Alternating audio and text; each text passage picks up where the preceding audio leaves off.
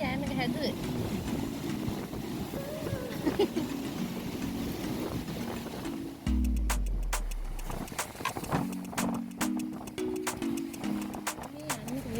අපි යන්නේ නිල්වැල්ල බීච් එක බලන්න. ඉතින් අපිට දැන් මේ මිනිකිරුල අභිනවාරාමයේ නිල්වැල්ල මේ පන්සල පිටිපස්සේ තමයි මේ නිල්වැල්ල බීච් එක තියෙන්නේ. ඉතින් අපි යන්නේ අපි අද යන්නේ නිල්වැල්ල දූපතට. එහෙම නැත්නම් බ්ලූ බීච් අයිලන්ඩ් කියන්නේ මේකට. ඉතින් මේක නම් මගේ ජීවිතයේ ආපු ලස්සනම තැන් වලින් එකක්. අපි නම් මේ ගමන ගියේ බයිසිකලෙන්. ඇත්තට මේක මාරම අත්දැකීමක්. මේ ලස්සන බ්ලූ බීච් අයිලන්ඩ් එක තියෙන්නේ මාතරේ ඉඳලා කිලෝමීටර් 22ක් දුරින් ටංකල්ල පැත්තට වෙන්න. ඔයාලටත් ඇවිල්ලා මේ සුන්දර ලස්සන අත්දැකීම විඳ ගන්න පුළුවන්.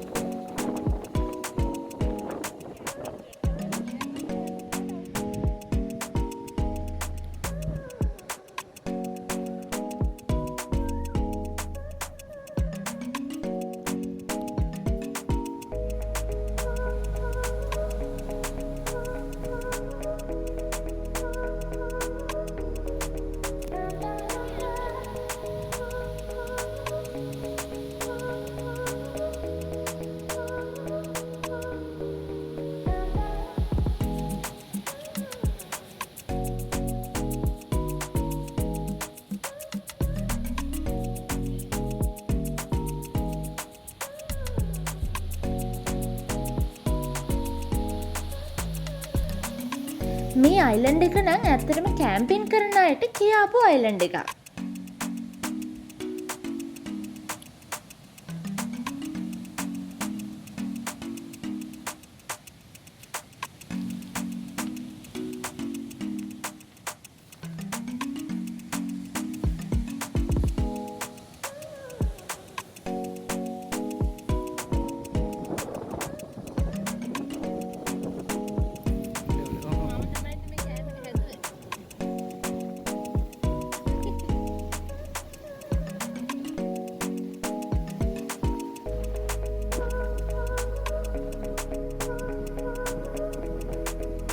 අපි නම් ඉතින් දවල්ටත් එක්කම කෙසෙල් කොලේ බත් එකක් බඳගෙන යාවේ. අපි කාලේ ඉවර වෙනකොට දුකින් අතරමං වෙච්ච බලුරාළ කෙනෙකුත් අපිට හම්බුණා.